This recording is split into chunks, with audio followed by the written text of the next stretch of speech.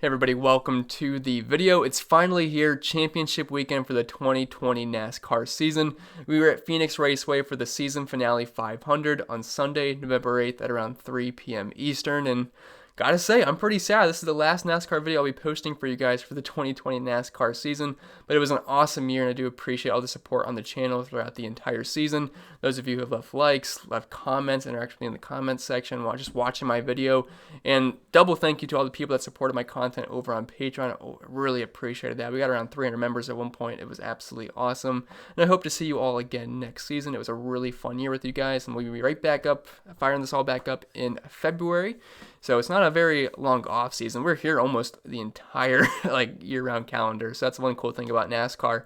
But this actually isn't the last piece of NASCAR content that I'll be doing, because I have a little bit of an announcement here. I will be on the Awesemo NASCAR live stream on Saturday, November 7th at 12 p.m. Eastern until 1 p.m. Eastern.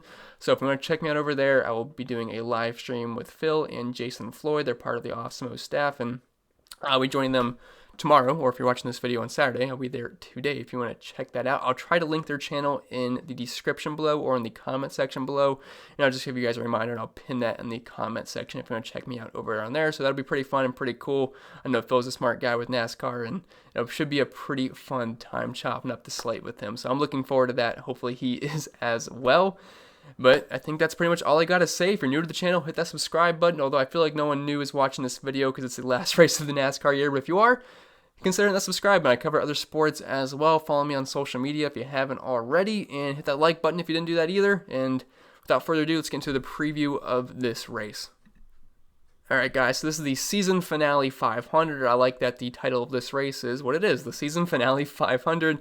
We are at Phoenix Raceway, and it is another short, flat track, just like Martinsville, although it's not like Martinsville, but it's also a short, flat track, and it's about 1 mile in length. We're going to have 312 laps, which I believe that's where they get the 500 from, because I believe 312 laps equals, on a 1 mile track, 500 kilometers, and that means we have 234 Dominator points available, which means Dominators aren't like super duper important, but we definitely need about 2 to 3 per lineup to be able to take down a contest, and that's what strategy I'm going to be rolling with this weekend. So nothing too out of the ordinary when we're building lineups this week. You just want 2 to 3 Dominators per every single lineup that you make.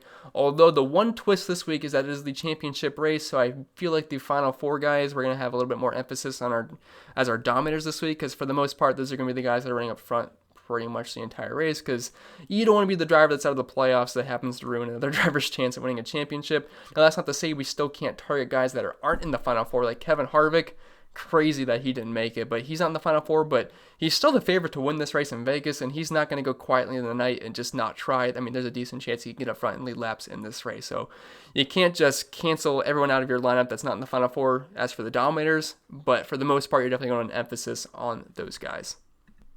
And that's pretty much it for the preview of this race, so I think we can get into the driver-by-driver breakdown at this point, which is everyone's favorite, and this is the last driver-by-driver breakdown of the entire year, although I guess I will be doing this once again on the Awesemo live stream on Saturday. So if you guys, I know a lot of people probably skip until they see this portion of the screen, so if you didn't see that, I will be on the Awesemo NASCAR live stream on Saturday at 12 p.m. if you want to come in and check that out.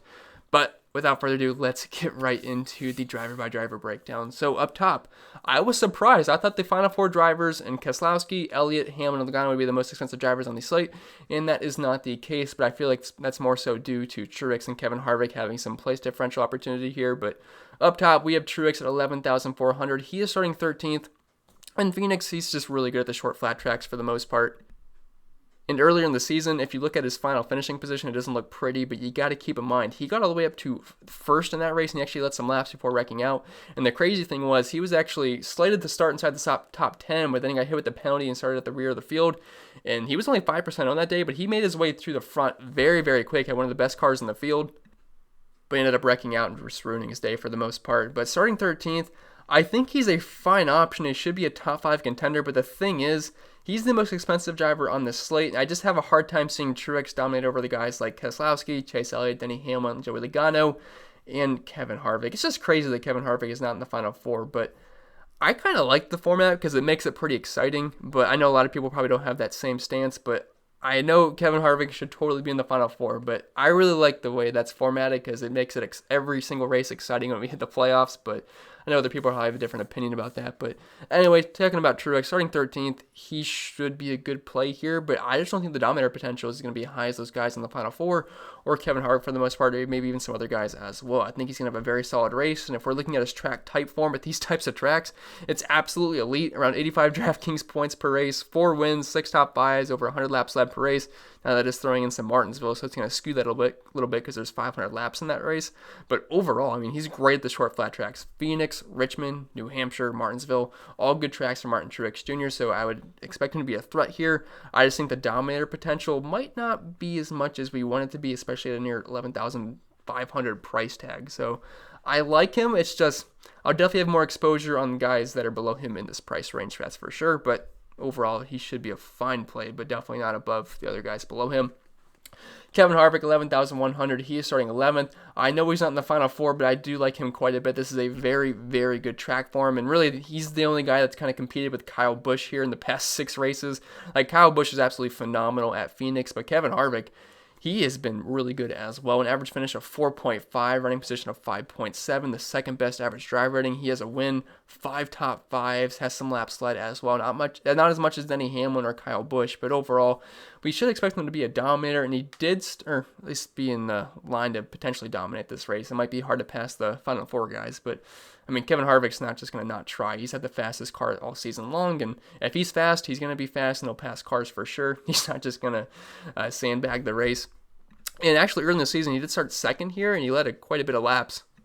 And since this is the final race of the season, I'll just give some freebies out here. So let's go to the loop data on the last Phoenix race, because I forget exactly how many laps he led. So if we go to the finishing order, Kevin Harvick, he finished second, and he had 67 laps led and 57 fast laps, and he started second in that race. So he was one of the best drivers in the field. He had the best average drive rating, or not average drive rating, it would just be a drive rating since it's only a 1 race sample size. But yeah, Kevin Harvick was absolutely phenomenal, had an average running position of 2.6, but did finish right behind Joey Logano. But Kevin Harvick, I mean, we should expect him to be a threat in this race, and I definitely think he's a good option, especially starting 11th. We haven't seen Kevin Harvick starting this far back in quite some time, so he's a nice PD play, and you can always pair him with one of the Final Four drivers that are starting inside the top 4. Then Brad Keselowski at 10,800. He is starting 3rd, and I gotta say, he's probably the pick for the championship. Personally, I think it's either going to be Brad Keselowski or Joey Logano. They've just been so good at these track types this season. And Keselowski, he's bringing the car that he won in at New Hampshire and at Richmond earlier on in the season. And he's just ran so well at these track types this season. Now, Phoenix, he only has 1 top 5 here and 2 top 10s recently, but he still runs well here. And if you're looking at the track type form for him, and if actually let's just look at this season specifically, just because it's a better representation, because the track type form does bring in a few races from last year, because I like to go to the past 10 races. So this is the 2020 season at these short flat tracks, and Keselowski, he's averaging the most DraftKings points per race. He has the second best average finish, the second best drive rating, the most wins, 4 top 5s, and the most laps led per race. So Brad Keselowski, I like him quite a bit. He's bringing his 2-time race winning car for the 2020 season, and starting 3rd, I guess you don't get PD upside, but at least he's not starting 1st or 2nd, so I guess he gets a tiny bit more PD upside there, but really I think he should be a main threat to dominate this race, and he was good in the first Phoenix race. If we're looking at the loop data again, I'll just keep referencing that for you guys. So he started 14th in that race, and he actually ended up leading the second most laps led in that race he ended up leading the second most laps that race, 82, 30 fast laps, and had the, 4th best average drive rating. So Keselowski, I think he's going to be a pretty strong player and definitely one of the top picks to win this race. Chase Elliott, 10,600. He is starting 1st, which is exactly what he did in the race back in March here at Phoenix. He started in the pole, and he's one of the main dominators in this race, and he had a really, really good car. And I really don't see why we should expect anything different this time around. He was really good last week at another short flat track in Martinsville. I know Martinsville's not super comparable to Phoenix, but it's still a short flat track, and Chase Elliott by far had the best car, and he should be a threat to win this race, and he's got clean air working for him to start this race, so I'd imagine he's going to lead the early portion of this one. Now, again, anything can happen after pits, but if he holds on to this lead for a decent portion of this race, there's a good chance he makes the optimal lineup, because I can't really see him finishing outside the top 5 here, and there's a good chance he leads quite a bit of laps, so definitely like Chase Elliott. And if you're looking at his numbers this season at these types of tracks, the second most DraftKings points per race, only behind Brad Keselowski, the 3rd best average finish. He's got a win, 3 top 5, some of the most laps led, and actually the most fast laps. So Chase Elliott, definitely a big fan of him here, and starting in the pole, it's going to make him pretty popular here, and he's contending for the championship. So Pretty much checks every single box for me. Denny Hamlin, 10,300. He's starting 4th. So I actually think Denny Hamlin is a pretty interesting case this week because I got to be honest, he's been struggling for a little bit now. He definitely hasn't been on top of his game. And it's funny because we had Kevin Harvick and Denny Hamlin as the absolute locks to be competing for the championship. And really, they were sort of the two worst guys in the worst form really heading into this round, or just the championship race overall. But Denny Hamlin is typically very good at short flat tracks, especially Phoenix. He's good at Phoenix. He's averaging the second most laps led per race, the second most fast laps, only behind teammate Kyle Busch. He's got a win, 3 top 5s, and overall just some of the best numbers. And if you're looking at the 2020 season numbers, though, he has been struggling at these track types. Now, again, he's ran into some issues, but only 40 DraftKings points per race, an average running position of 14.2, no wins, 1 top 5 and only 1 top 10. So there's definitely concerns here for Denny Hamlin. He's not ran that well at these types of tracks. I know he got up front at one point last week at Martinsville, but even green flag speed-wise, he has not been that fast, which I'll give you guys another freebie. So let's see. Let's go to the short flat tracks this season. Denny Hamlin, I believe he's around 15th. So if we're going to, let's see. So yeah, Denny Hamlin, 16 minus 1 there. Yeah, he's 15th in average green flag speed at these track types this season. So it definitely doesn't make me feel too great about him. But since he's in the Final Four and he's the only Joe Gibbs car that's going to be in the championship, I mean, they're going to be all doubting on his car. And I expect him to probably bring a very, very fast race car here. And I would be surprised if he doesn't at least get up front at some point. Do I like him over Chase Elliott, Keselowski, Joey Logano? I do not. But I'm definitely going to have exposure to all these Final Four cars. Definitely. And Denny Hamlin, if there's a time for him to right the ship, it's definitely right now. So we will see. I mean, the speeds, it's tough to trust just because he hasn't been super fast at these track types this season. But overall, in his career, even if we look at the track type form, which is going to definitely bring in some numbers from last season, but he's very good at these types of tracks. 6 top 5s, which is tied for the most with Keselowski, not Denny Hamlin, obviously, Joey Logano, and Martin Truex Jr., and overall some very strong numbers. So I'm not too concerned there. And I like the fact that he's the only JGR car that's in the championship, so they can really just solely focus on his car and getting that thing up to speed. And then the last guy in the 10K range, and the last guy we're going to talk about that's in the Final Four, we have Joey Logano at $10,000. He is starting 2nd, and I like him quite a bit. He won this race back in March. He led 60 laps, had one of the best cars in the field, and he's actually been the fastest driver at these track types this season, according to average green flag speed, which I will show you guys once again. So the short flat tracks, Joey Logano, 3.4. It's the best of all drivers. Chase Elliott's right behind him, then Keselowski, and then Kevin Harvick. So all the guys that are in the Final Four, besides Denny Hamlin, are the 3 fastest cars at these track types this season. So it's definitely going to make for an interesting race. And I think Joey Logano's got a decent chance of being the champion. I know he's probably not the people's pick, but I don't know. I've had this feeling the past few weeks since he won at Kansas that Joey Logano is going to be our championship winner. And it definitely would not surprise me if he does. I just think a Team Penske car happens to win, which I think it's either going to be Keselowski or Joey Logano. They just really have these tracks down this season. They've been all pretty fast at these types of tracks. And Joey Logano, like I said, he won here earlier in the season, and he's very good at these types of tracks. If you're looking at his numbers this season, he's got the best average finish. It's just 3rd, which is actually super, super good. Average finish of 3rd at these tracks this season. 78.5 DraftKings points per race. The best driver rating of 122. He has a win, 5 top 5s. Overall, he's got some of the best numbers, not by far, but I mean, some really, really strong numbers at these track types this season. So Joey Logano, definitely a fan of him, and I think he's one of the top picks to win. Personally, I think it's a toss-up between Brad Keselowski or Joey Logano, but those would be my 2 picks to win, with Chase Elliott being 3rd and Denny Hamlin being 4th. But you can really make a case for any of them, but if I had to pick, I would say one of the Penske cars. Then dropping down to the 9K range, we have Ryan Blaney at 9,800. He is starting 5th. Now, if you're looking at his end result back here in March, it's a bit skewed because he did wreck out of the race, and he got all the way up to 2nd at one point, and he was definitely fast. But his day got ended, so poor result. It's definitely going to skew these numbers here because he's only averaging 21.3 DraftKings points per race with an average finish of 18.3. I'd say a better look of it is his average running position of 12.9. Doesn't have any wins here, but 2 top 5s, and overall, it's solid for him. It's just, I have a hard time seeing him dominate over any of the other cars starting inside the top 4. So Blaney's probably not someone to have too much exposure on. Is there a chance? I mean, he's a Team Penske car, and they have gotten these tracks down this season. It's just, I don't know. I really don't see Ryan Blaney. I don't see him being able to pick up enough fast laps or really winning this race or dominating enough to make him viable at his price range. So I'll probably have like a sprinkle of Ryan Blaney, but nothing I think it's going to be too overboard for sure. Kyle Busch, though, 9,600, he is starting 8th. He is pretty much the Phoenix master. I mean, he ranks 1st in each category. So if we just go down the list here, or like down the list, I guess, horizontally through the list. He is first in every category here. The most DraftKings points per race, an average finish of 2.7, which is absolutely insane. Running position of 4.1, the best driver inning, 2 wins, 5 top 5s. Yeah, we get it. Kyle Busch has been absolutely phenomenal at Phoenix, and I know he didn't dominate this race back in March, but if we look at his numbers really quick, if I can pull it up, Kyle Busch actually had he finished third. He didn't get any laps left. He had 9 fast laps, had a driver rating of 111.2. If he finishes third, that's not like a given since he finished third back in March. He's going to do that again, but he definitely had speed here. And if he can do that at 9,600 starting 8th, I'd have to imagine he picked up some fast laps. And, there's always a somewhat of a small chance here they could get up front and lead some laps. Now, I feel like the Final 4 cars are the most likely to do that, or maybe even Kevin Harvick, but this is a good track for Kyle Busch, and I would not be surprised if he has a pretty good day. And if he contends for a top 5, picks up fast laps at 9,600, there's a decent chance he could make optimal. I don't think it's the most likely scenario, but I definitely have interest in him just because of how good he is at Phoenix, and I think he's still a little bit too cheap here as well.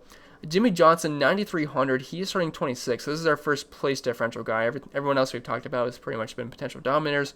Jimmie Johnson, not someone I'd really expect to dominate this race. And he's starting 26. Now, I think Jimmie Johnson's a fine play. He'll grade out well as a projection standpoint, just from where he's starting. But I got to be honest, my favorite place differential play is William Byron. I'm not sure if I'm going to be able to play Jimmie Johnson if I'm going to be using. So let's say, like I said, I want 2 to 3 dominators per lineup. So let's just say, for example, I go Keselowski and I go Chase Elliott. Is it really going to be that feasible for me to fit in Jimmie Johnson at 9,300 and build a decently balanced lineup? I'd rather just save around $1,000 and go with William Byron starting 25th. But anyway, before I get ahead of myself, let's talk about Jimmy J here. Only averaging 20 DraftKings points per race, average running position of 15.4. These numbers are fine, top 10, 5 top 15s. Like, he should contend for a top 15, but is that enough for him to hit optimal at 9,300? We're definitely going to need some fast laps mixed in there, which is not something he's really done here. Only 0.3 fast laps the past 6 races.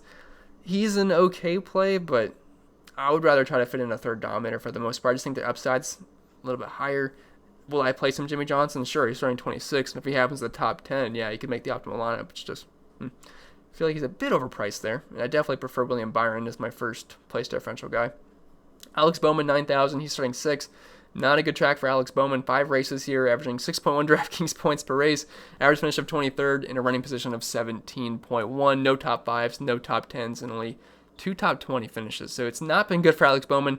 Hasn't led a lap here, and tough spot for Bowman. Now, if you look at these track types this season, it's been pretty good for him. Average finish of 10th, has 3 top 10s, 5 top 15s, but $9,000, starting 6.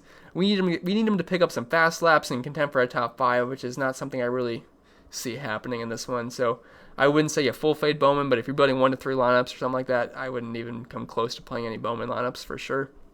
Kurt Busch, 8,800. He is starting 7th.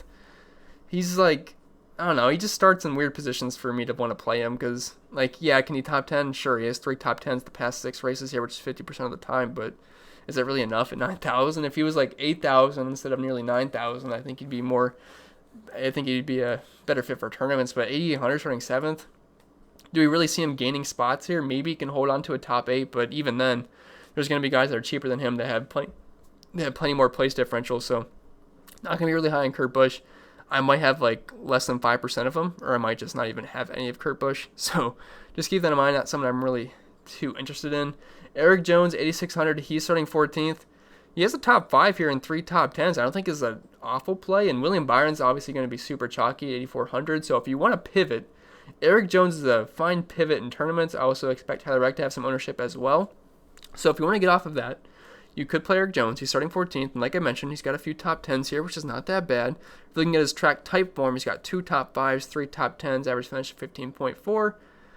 For the most part, I see him as like a 8th to 12th place car, which is fine. It's just, I think William Byron's got the same finishing position potential as Eric Jones, and he's starting 25th. So he's a tournament pivot, but that's about as far as I would go. Now, one of my favorite plays on the slate, I've already mentioned it a few times, but William Byron at $8,400, he's starting 25th.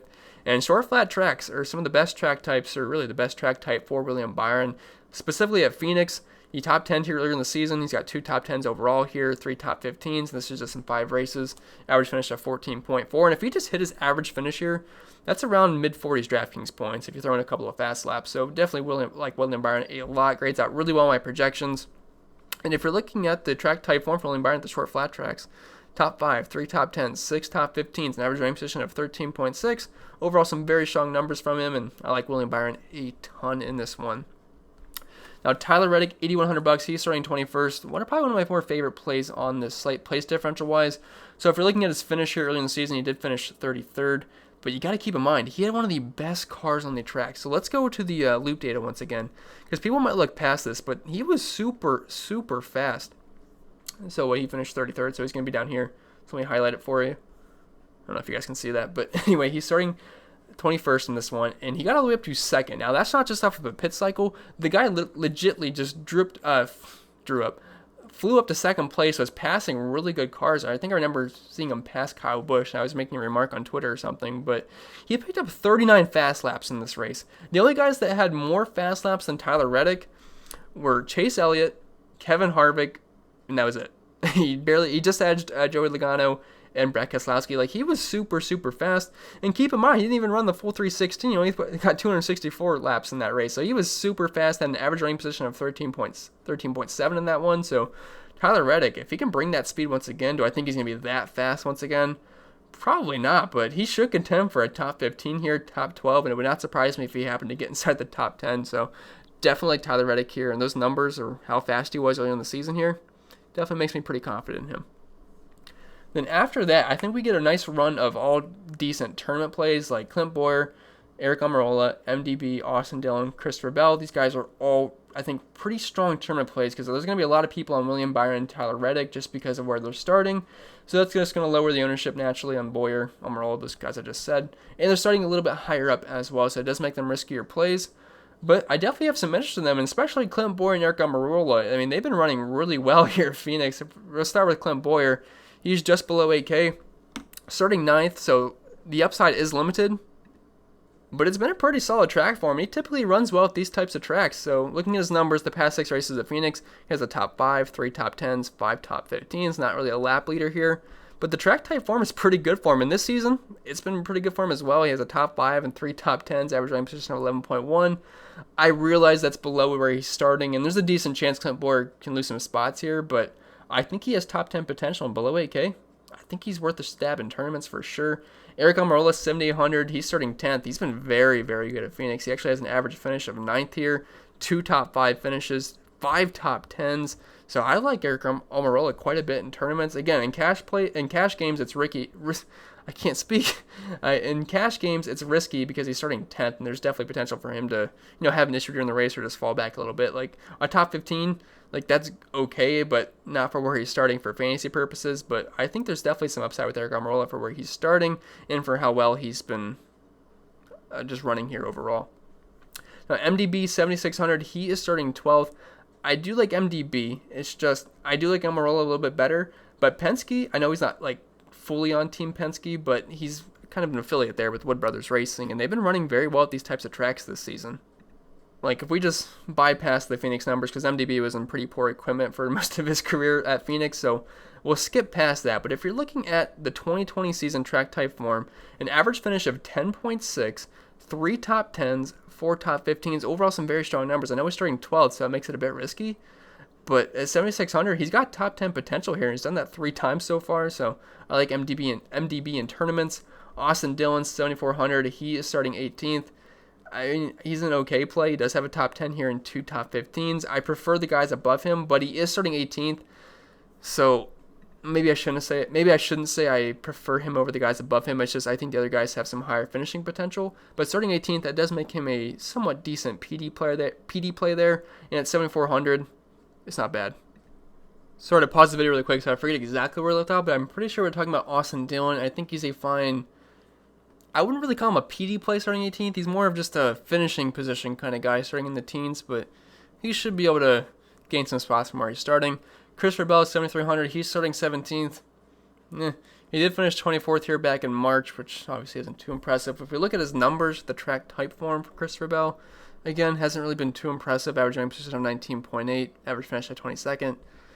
He's a tournament play. Probably not going to full fade him, but I can't imagine I'll have any more than like 5-10% exposure on Christopher Bell this week. Now, Chris Buescher, 7,200. I wish he was just a little bit cheaper, but I do like him. He's starting 31st, and his numbers at Phoenix, They're overall not super impressive. Average running position at 24.2.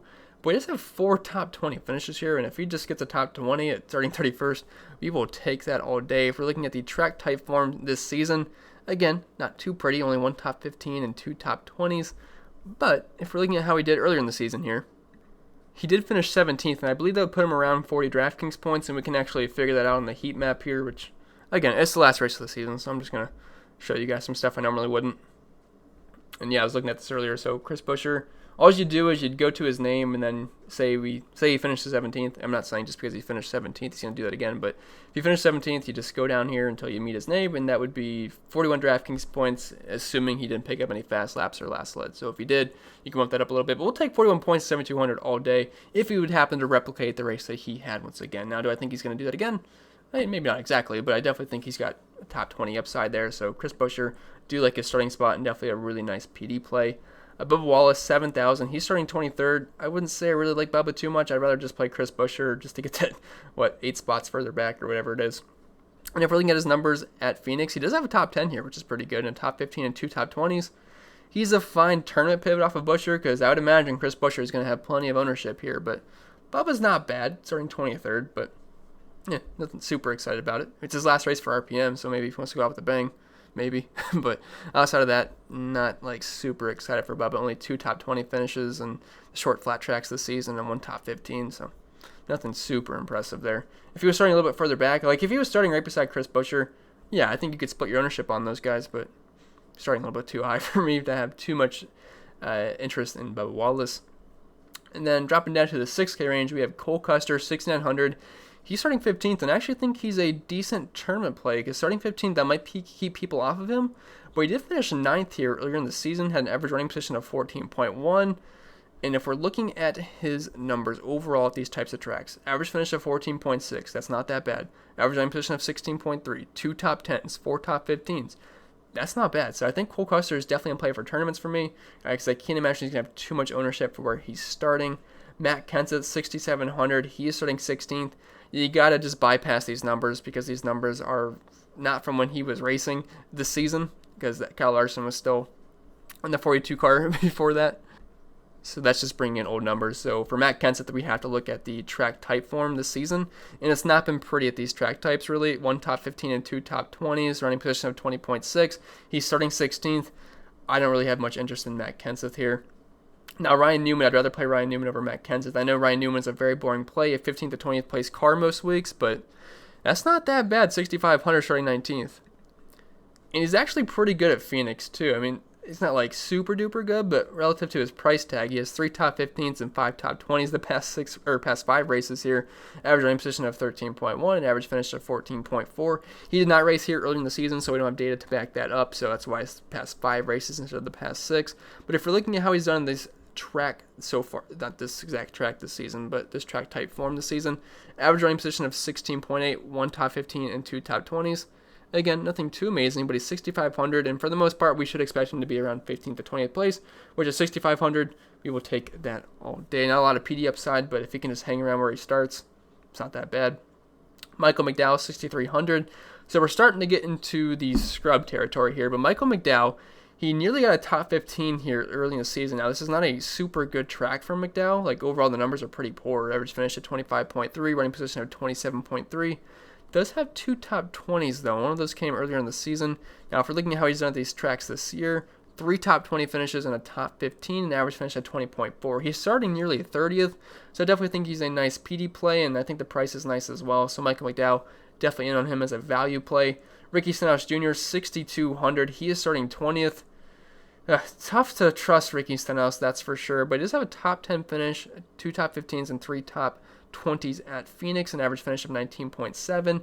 He's really cheap, too. Like, this is a very cheap price point. Now, I'm not sure if it's the cheapest he's been all season. He's been pretty close to this price range recently, but I just wish he was starting a little bit further back because I feel like he finishes right around 20th place. Like, this season, for the 2020 track type form, he's got an average finish of 19th and an average ranking position of 20.5, pretty much right around where he's starting. So I don't have like a ton of interest in Ricky Stenhouse, but if you just want to mix and match your exposure down there, I think he's fine to just sprinkle in like 5, 15%, whatever.